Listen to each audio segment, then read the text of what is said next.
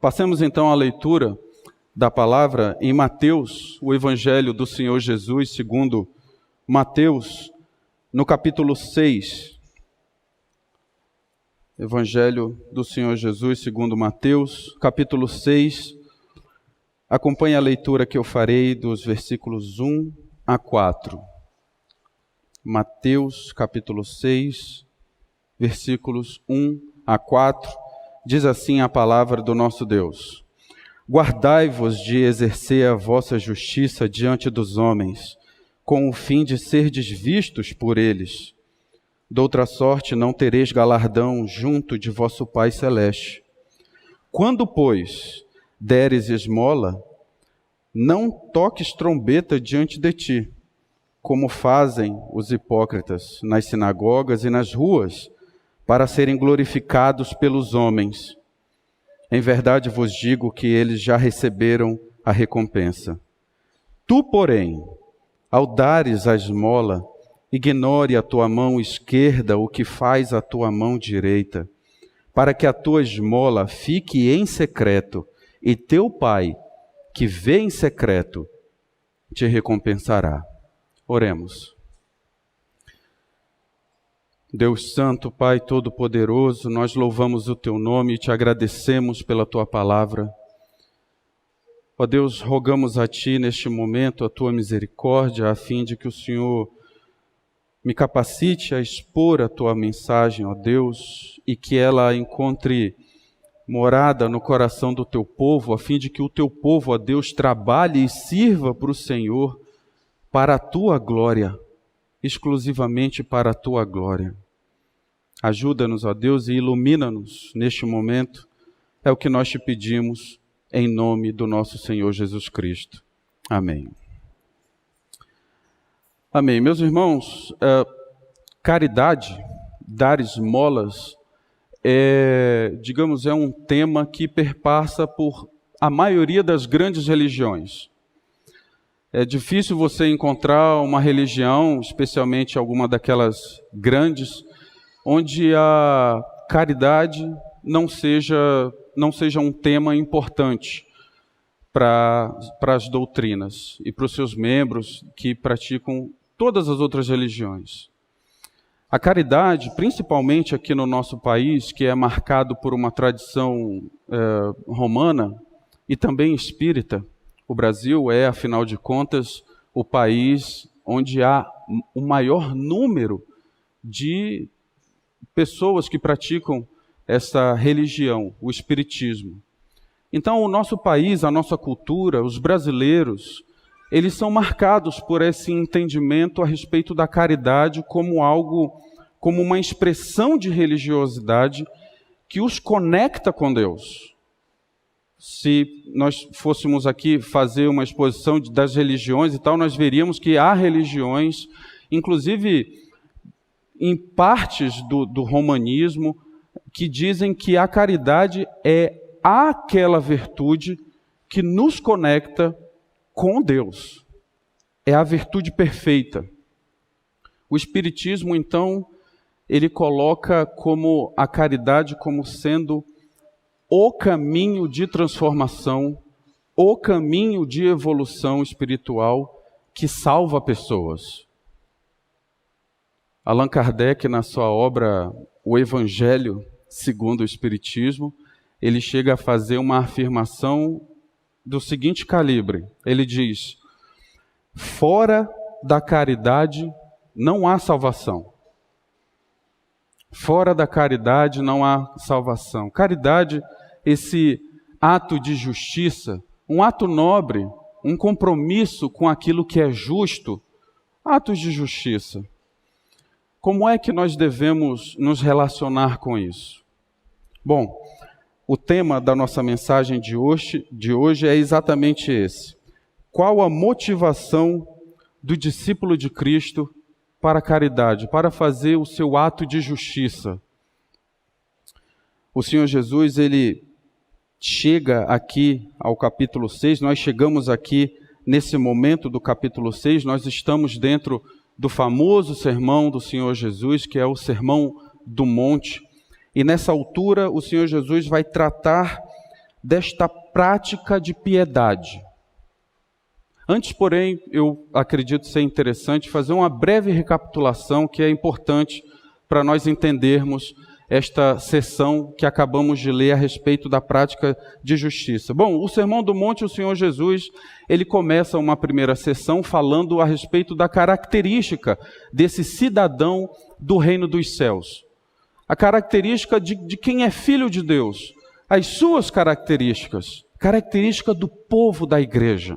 Ele faz isso no capítulo 5, dos versículos 3 a 12. São as bem-aventuranças, são as nossas características. Depois o Senhor Jesus passa por uma outra sessão, onde ele vai falar sobre como esse cidadão do reino dos céus, ele reage ao mundo. E como o mundo reage ao discípulo de Cristo. E aí, então, nós temos esse ensinamento, ainda no capítulo 5, dos versículos 13 a 16. Então, depois, numa terceira sessão, o Senhor Jesus, ele passa a ensinar, numa sessão mais longa, que vai dos versículos 17 a 48, sobre o relacionamento do cidadão do reino dos céus, do Filho de Deus, com a lei. E aí, então, ele passa a fazer diversos ensinos que vai ajustar toda aquela heresia, todo aquele fermento farisaico que estava sendo ensinado já por muitos e muitos anos ao povo de Deus. O Senhor Jesus, ele passa ali como um legislador a dizer: vocês ouviram isso, eu, porém. É interessante, nós sempre nos lembramos do tu, porém, não é verdade? Mas o Senhor Jesus, nessa sessão, ele fala: eu, porém, vos digo que a lei diz isso. Nesta última sessão, quero chamar a atenção dos irmãos, antes de nós nos concentrarmos aqui na nossa unidade, no nosso texto, para o versículo 20 do capítulo 5. O versículo 20 do capítulo 5, ele diz o seguinte: o Senhor Jesus disse: porque vos digo que se a vossa justiça não exceder em muito a dos escribas e fariseus, jamais entrareis no reino dos céus.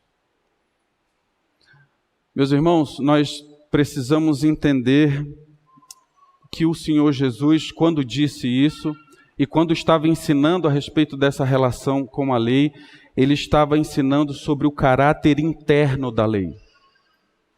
O espírito da lei, ele tem uma ação interna e não pode ser assumido apenas como uma orientação para atitudes externas que não representam aquilo que há no nosso coração. O Senhor Jesus, ele vai dizer o seguinte: escutem, vocês acham que vocês podem olhar para a mulher do seu vizinho, ter desejos com ela no coração, e vocês se auto-justificam porque dizem: não avancei o sinal às vias de fato? Está errado, porque o caráter da lei é interno. A lei tem ação no coração. E o Senhor Jesus, ele não estava falando nada novo, nada que os mestres da lei não deveriam saber, viver e ensinar. Porque veja, em Deuteronômio capítulo 30, um versículo 6, diz assim a palavra do nosso Deus: o Senhor teu Deus circuncidará o teu coração e o coração da tua descendência, para que ames o Senhor teu Deus de todo o teu coração, de toda a tua alma, para que vivas. O caráter da lei é interno, e os fariseus, não podemos dizer que se eles sabiam ou se eles não entendiam, mas o fato é que eles não viviam e não ensinavam isso. E o Senhor Jesus vai lá e conserta isso. E aí então chega no versículo 20, que ele fala: se a justiça de vocês não exceder muito a dos escribas e fariseus, vocês não entram no reino dos céus. E aí eu me lembro, e quero compartilhar aqui com os irmãos, quando bem no comecinho da minha conversão, o Senhor Deus me agraciou com a vida eterna a partir da pregação do Evangelho que minha esposa fez comigo. À época, nós não éramos casados. Então, eu tive todo esse processo de conversão em casa. Eu não conhecia a igreja, não tive um passado na igreja. Então, foi tudo em casa. Eu resolvi ler a Bíblia.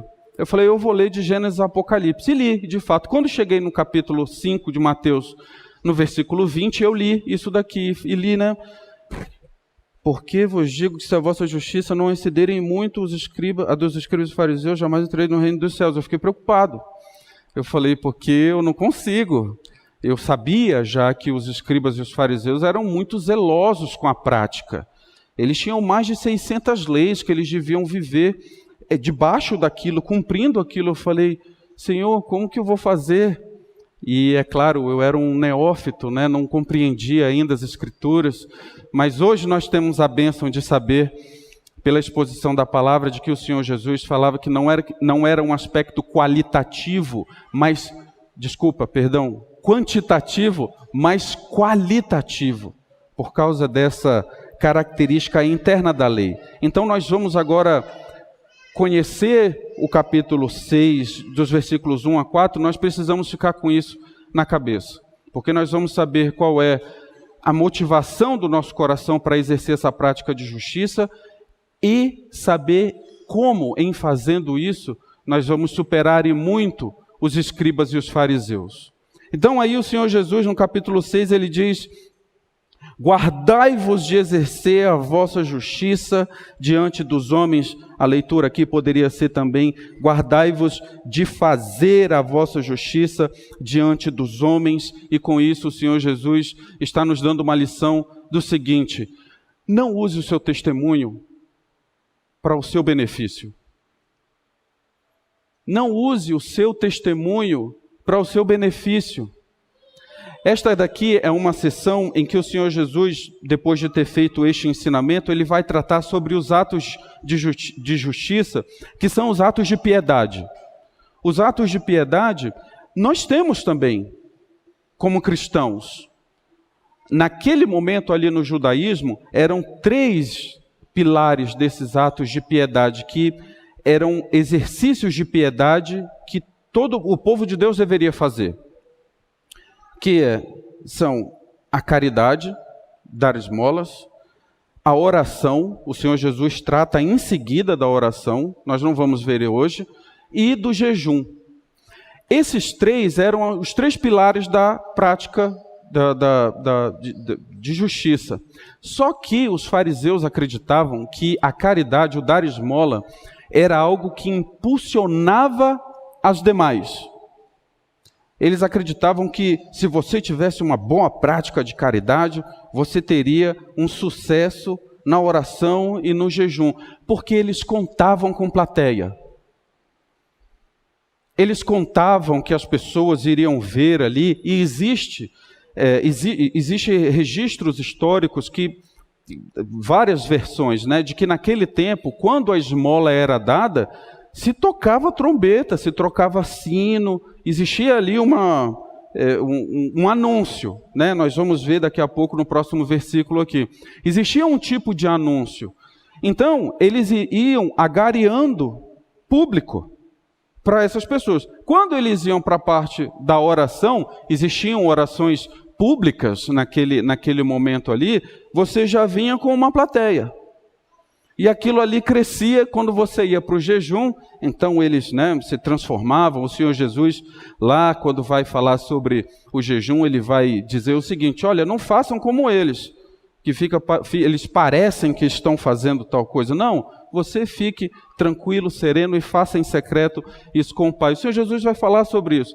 Mas os fariseus, eles vinham arrecadando esse público. Olha, se nós quisermos colocar numa linguagem dos nossos dias, pedir licença para fazer isso, vamos imaginar assim os fariseus como querendo ser os influenciadores, os influencers.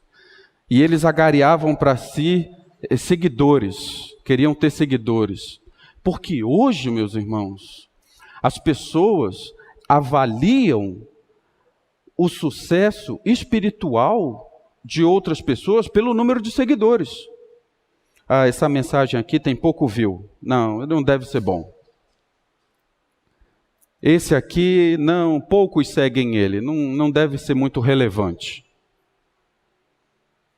As coisas não mudam muito, não é verdade? Afinal de contas, não há nada novo debaixo do céu. Eles acreditavam que a caridade impulsionava a oração e o jejum. E o Senhor Jesus está nos ensinando: não use o seu testemunho para o seu benefício. Ele diz ainda algo muito interessante aqui, ele fala: guardai-vos de exercer a vossa justiça diante dos homens. Era essa a espiritualidade dos fariseus. Eles viviam diante dos homens, mas nós somos chamados a viver diante de Deus. Os nossos irmãos do passado chamavam isso de corandeu, uma vida diante de Deus. Você faz todas as coisas para a glória de Deus. E aí o apóstolo Paulo, em 1 Coríntios, no capítulo 10, versículo 31, ele vai dizer exatamente isso. Ele vai exaltar esse ensino do Senhor Jesus. Ele vai dizer: quer você coma ou beba, faça qualquer outra coisa, faça tudo para a glória de Deus. Viva diante de Deus. É isso que nós temos que fazer. Viver diante de Deus e não usar o testemunho que Deus tem nos dado por meio da sua graça, por meio da capacitação, do ensino, em benefício próprio. Não podemos fazer isso. Mas se fizermos de acordo com o que o Senhor Jesus está nos ensinando, aí sim, a nossa justiça excederá em muito a dos escribas e dos fariseus. Porque de fato o caráter do ensino do Senhor Jesus, da sua ordenança, é interno. Começa no coração. O Evangelho transforma o nosso coração. E aí então as nossas expressões externas vão ter o caráter certo, vão alcançar o objetivo correto. E aí então surge uma pergunta, que eu gostaria de fazer a vocês essa pergunta. Eu faço a mim sempre ela. Por que você faz o que faz? Por que você faz o que faz? Por que você serve na igreja? Qual é a motivação do seu coração? Eu me lembro, certa vez, ouvindo o pastor Ronaldo Lidório pregar, fazer uma exposição da palavra, eu me lembro de uma ilustração que ele deu, até um pouco engraçada, mas e ele contando é muito melhor, mas vou resumir aqui. Ele foi pregar numa igreja, era um aniversário da igreja, e ele foi ali, pregou, e puxa, a igreja estava bonita, arrumada, e tinha um bolo assim, bem bonito. Talvez os irmãos aqui já ouviram essa história. E tinha um bolo assim, bem bonito, que ficava do lado dele. Ele até brinca, né? Poxa, eu estava pregando do lado do bolo, o pessoal olhava mais para o bolo. Então, ele terminou de pregar. Quando ele terminou de pregar, ele sentou-se ali, e ele sentou-se do lado da Dona Maria. Dona Maria havia feito o bolo bonito. E, num determinado momento, o pastor da igreja sobe ao púlpito, e ali ele começa a fazer agradecimentos. E ele começa a agradecer: puxa, agradeço o irmão, aí a decoração ficou jóia, muito bonito. Os irmãos aí que cuidaram de todas as coisas aí, e ele fez os agradecimentos e não se lembrou da Dona Maria. Não mencionou a Dona Maria do bolo. E aí então o pastor Ronaldo Lidório, ele diz que ouviu assim um cochichar do lado dele o seguinte: ano que vem não tem bolo. Por que nós fazemos o que fazemos? Por que nós fazemos o que fazemos? Nós não podemos, meus irmãos, usar o nosso testemunho em benefício próprio. Nós temos que conhecer as motivações do nosso coração e oferecer as nossas ações de justiça para Deus, para a glória de Deus. É isso que Deus espera. Aqui ainda no final do versículo 1, o Senhor Jesus termina dizendo o seguinte: doutra sorte, não tereis galardão junto de vosso Pai Celeste. É engraçado, eu tenho a impressão de que às vezes nós lemos, apesar de estar muito claro aqui no português, mas às vezes em conversas assim, esse versículo é citado numa leitura errada. Porque geralmente e essa é a minha impressão, vem assim: olha, de outra sorte, não tereis galardão do Pai, do Pai, não tereis. E aqui há uma grande diferença entre você dizer que vai ter uma recompensa com o Pai, junto do Pai, ou do Pai. Porque esta recompensa, o galardão, e pode ser traduzido assim como recompensa, ele não é algo relacionado a pagamento. Meus irmãos, Deus não está obrigado a nos pagar absolutamente nada. Deus não está obrigado a nos pagar nada. Nós não temos que exigir nada. Se fazemos tal coisa, então Deus tem que nos pagar absolutamente nada. E nós temos visto aí diversas linhas teológicas que são completamente equivocadas, que ensinam isso. Então, se você fizer tal coisa, Deus vai te dar tal coisa. Nós não devemos, obviamente, aceitar tal coisa, mas não podemos deixar que isso seja alastrado por aí. Temos que orientar as pessoas de que não é essa a relação com Deus. Porque Deus não está obrigado conosco em absolutamente nada. E se quisermos ainda saber, nós podemos lembrar aqui de Lucas. Lucas capítulo 17. Lucas capítulo 17, veja que interessante que está escrito aqui na palavra de Deus. No capítulo 17, no versículo 10. Diz assim a palavra do Senhor: assim também vós, depois de haverdes feito quanto vos foi ordenado, dizei: somos servos inúteis, porque fizemos apenas o que deveríamos fazer. É isso que nós devemos nutrir no nosso coração. Poxa, mas servos inúteis, não é verdade? É uma coisa um pouco pesada, mas é a linguagem bíblica.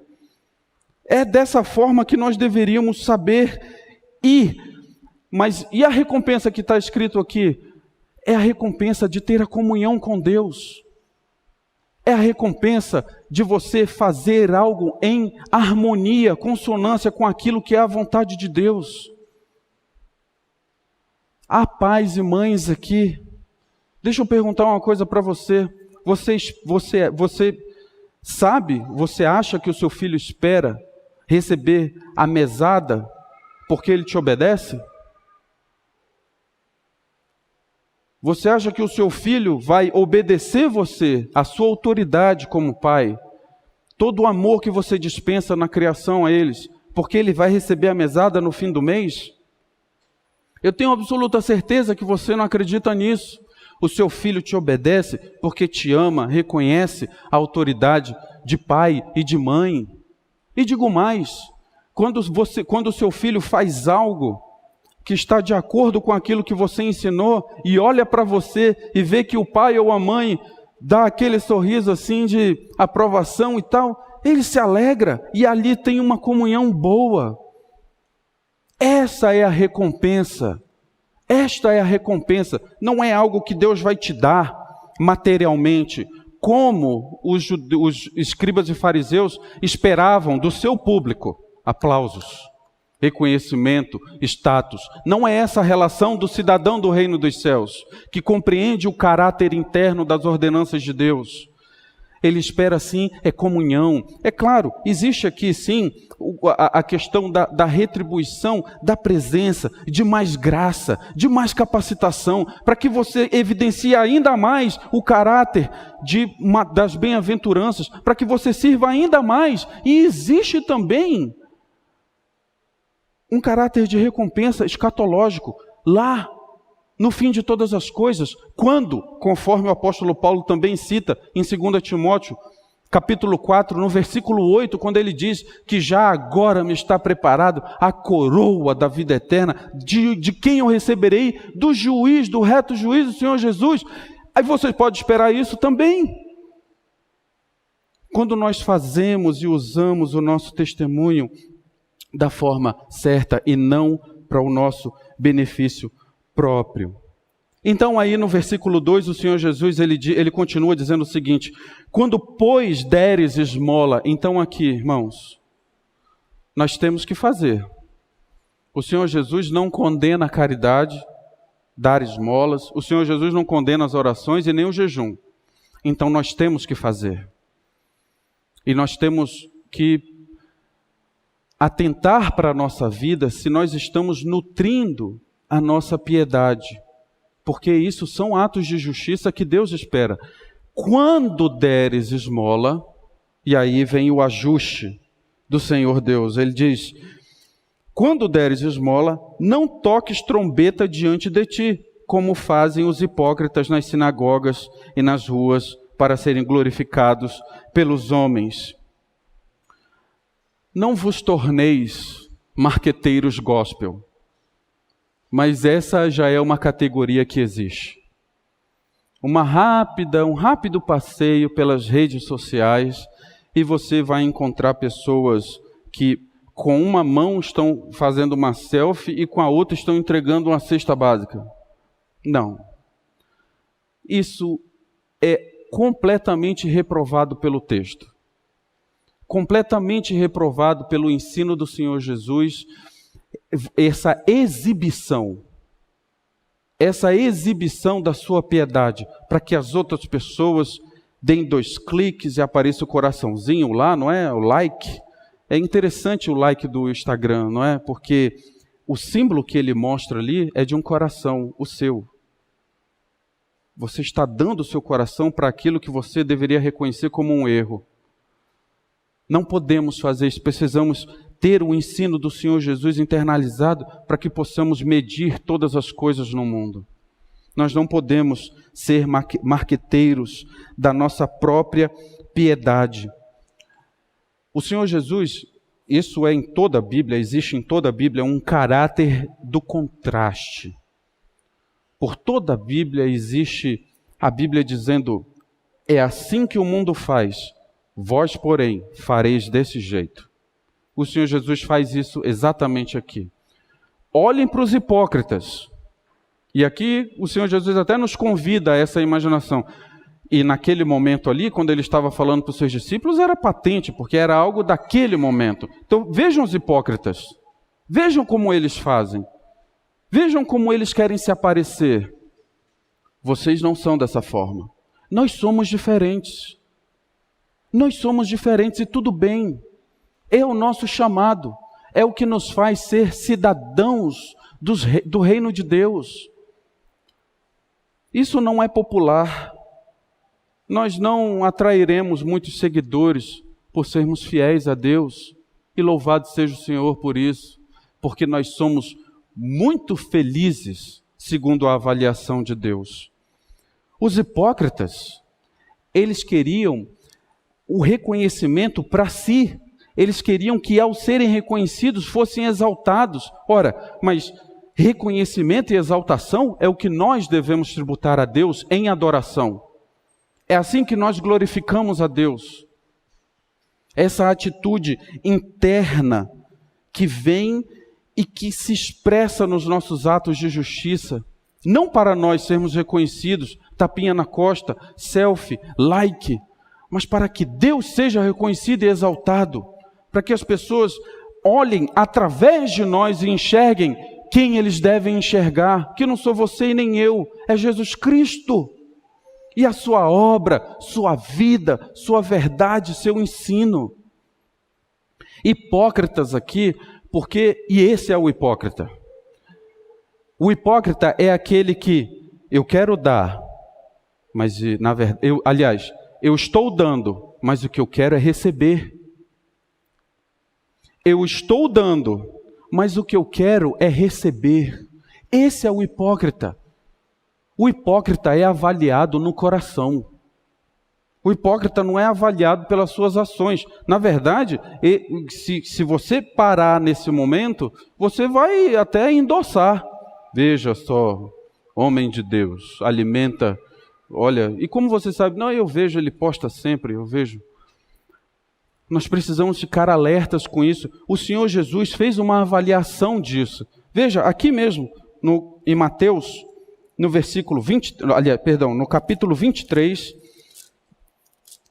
23, no versículo 25, o Senhor Jesus diz assim: ai de vós, escribas e fariseus hipócritas, porque dais o dízimo da hortelã, do endro e do cominho, e tendes negligenciado os preceitos mais importantes da lei, a justiça e a misericórdia. Depois no versículo, perdão, eu li o versículo 23, agora sim no versículo 25. Ai de vós, escribas e fariseus hipócritas, porque limpais o exterior do corpo e do copo e do prato, mas estes por dentro estão cheios de rapina e intemperança. Fariseu cego, limpa primeiro o interior do copo, para que também o seu exterior fique limpo. Ai de vós, escribas e fariseus hipócritas, porque sois semelhantes a sepulcros caiados, que por fora se mostram belos, mas interiormente estão cheios de ossos de mortos e de toda a imundícia. Um filho de Deus não tem essa descrição. Um filho de Deus não tem essa descrição porque não usa o seu testemunho a seu favor. Faz a caridade, mas para a glória de Deus. Faz a caridade no intuito, não pela compreensão de que vai resolver a pobreza no mundo, mas pela esperança de que, ao fazer esse ato de justiça, você está sendo espelho para alguém maior do que você.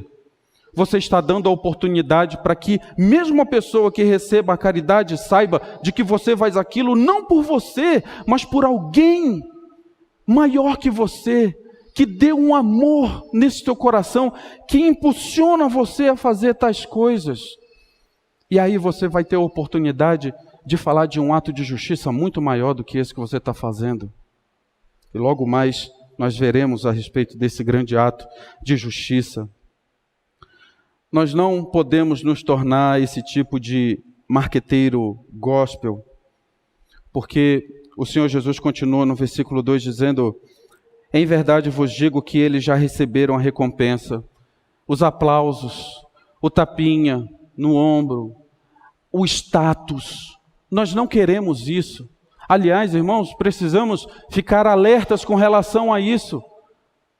Quando isso começar a se avizinhar demais em nossa volta, opa, calma.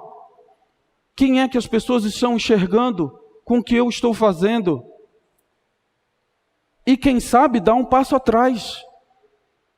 Porque nós não podemos ser reconhecidos e nem exaltados, mas precisamos fazer com que Cristo seja. O Senhor Jesus, na oração sacerdotal, em João capítulo 17, ele vai dizer ao Pai exatamente isso em oração, que ele, Jesus, é glorificado nos discípulos, na igreja. Pelo testemunho da igreja, Cristo é glorificado. Qual direito temos de tentar, na nossa ilusão, roubar essa glória de Deus? É impossível roubar a glória de Deus. Mas o pecado é tão louco que às vezes eu vou ser reconhecido, não podemos. Eu quero explicar também, meus irmãos, alguns de vocês podem pensar se o que o Senhor Jesus está dizendo aqui vai de encontro com o que ele disse no capítulo 5, no versículo 16. Mateus capítulo 5, versículo 16, o Senhor Jesus, naquela sessão em que ele está falando sobre como que o discípulo reage ao mundo e como que o mundo reage ao discípulo, quando ele fala sobre ser sal, ser luz, ele diz o seguinte: assim brilhe também a vossa luz diante dos homens, para que vejam as vossas obras e glorifiquem o vosso Pai que está nos céus.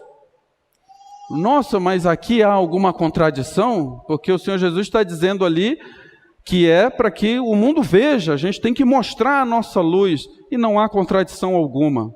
Há apenas aqui um entendimento de contexto.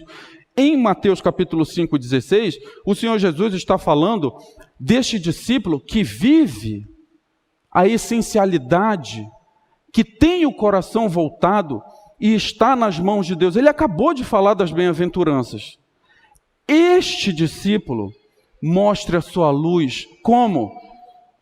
Sendo humilde, sendo manso, sendo pacificador, tendo fome e sede de justiça, tendo essa comunhão com Deus, sendo perseguido por causa da justiça, por causa do nome de Jesus. Então, esse sim, mostre a sua luz ao mundo.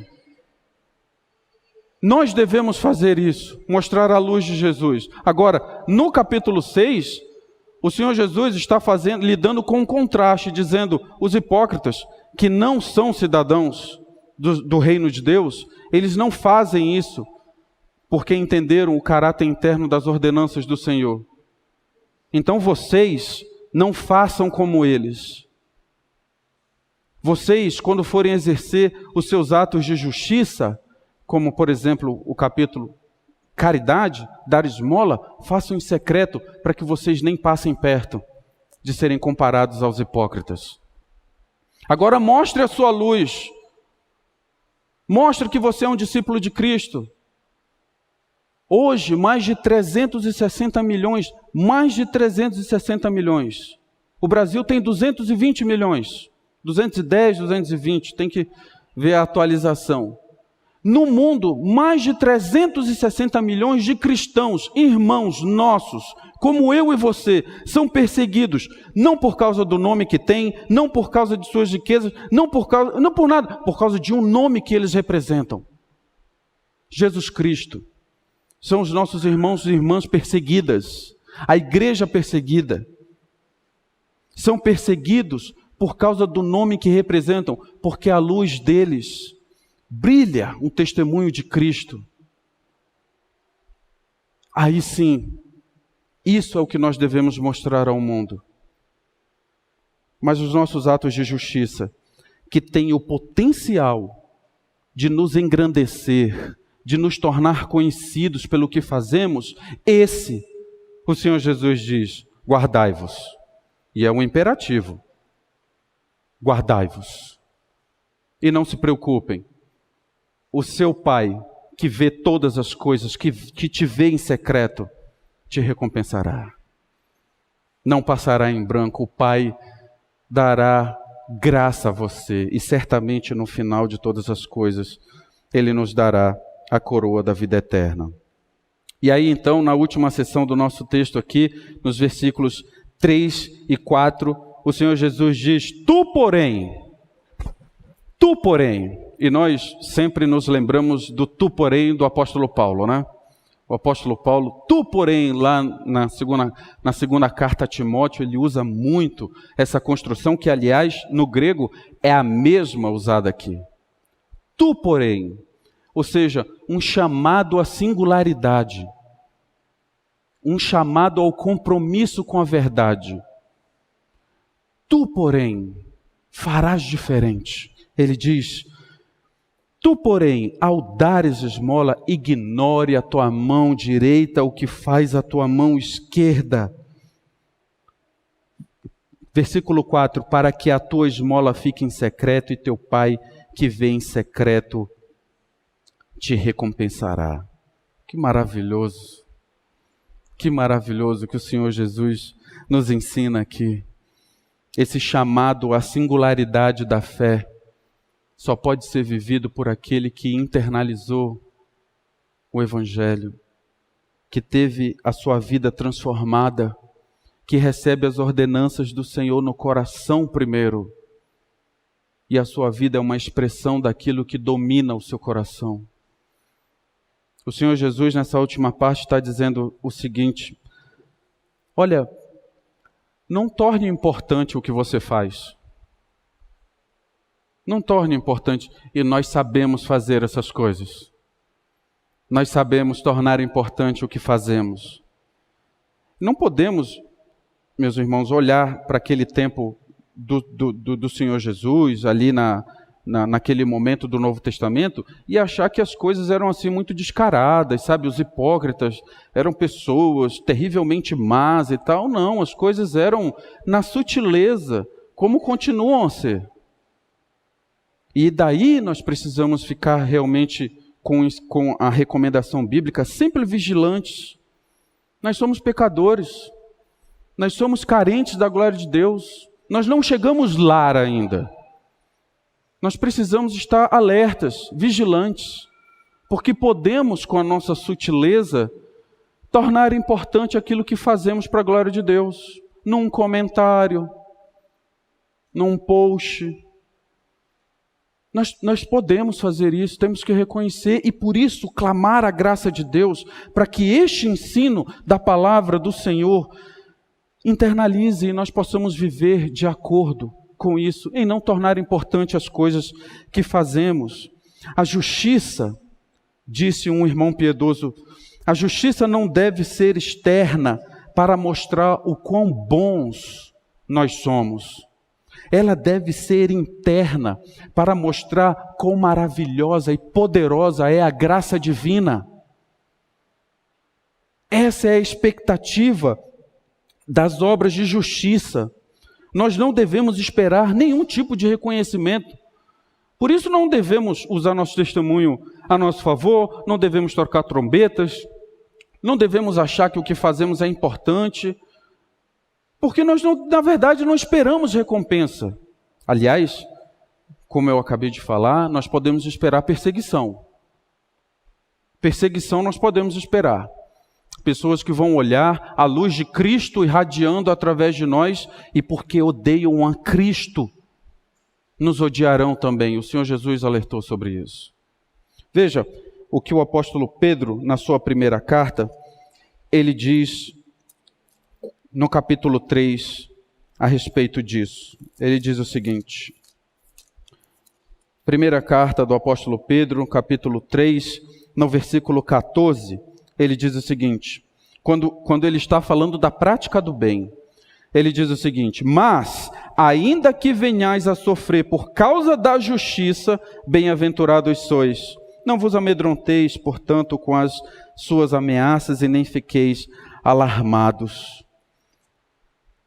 Perseguição podemos esperar.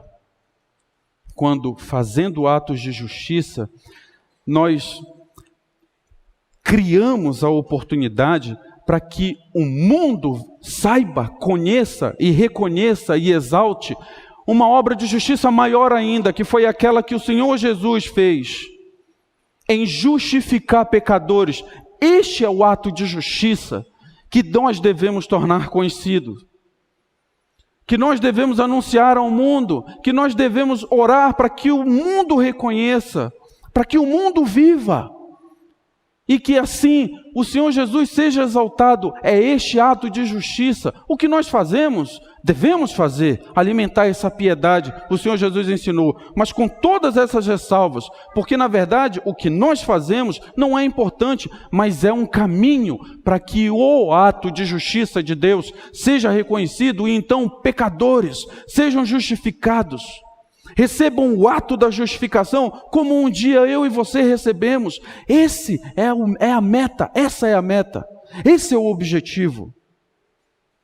E vamos ler também o que o apóstolo Paulo, em Romanos capítulo 3, ele diz a respeito disso. Veja, Romanos no capítulo 3, a partir do versículo 21, Paulo diz assim, mas sem lei se manifestou a justiça de Deus, testemunhada pela lei e pelos profetas, justiça de Deus mediante a fé em Jesus Cristo, para todos e sobre todos os que creem, porque não há distinção, pois todos pecaram e carecem da glória de Deus, sendo justificados gratuitamente por sua graça, mediante a redenção que há em Cristo Jesus. Amém, aleluia! É isso que nós devemos fazer. É isso que nós devemos compreender sobre os atos de justiça.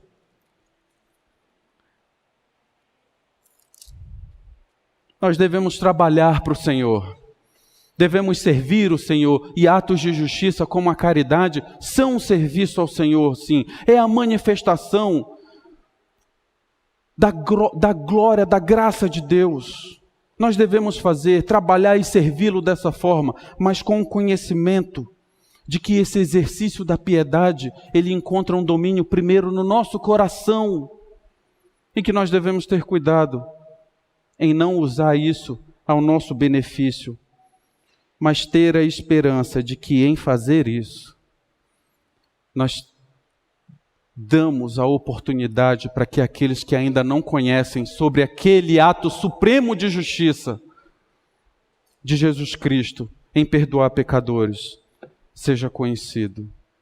Que o Senhor Deus nos abençoe a servi-lo e a trabalhar no seu reino de acordo com o seu ensinamento, porque nós somos carentes da sua graça para poder servi-lo.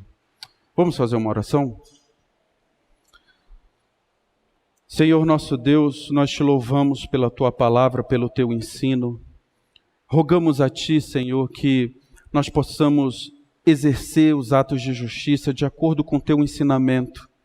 Que o Senhor use poderosamente a tua igreja, ó Pai, para que o Senhor seja reconhecido e exaltado, e que então aqueles que ainda não conhecem sobre o ato supremo de justiça, segundo a tua vontade, a tua graça, tenham a oportunidade de conhecer e receber a Jesus como Senhor e Salvador de suas vidas.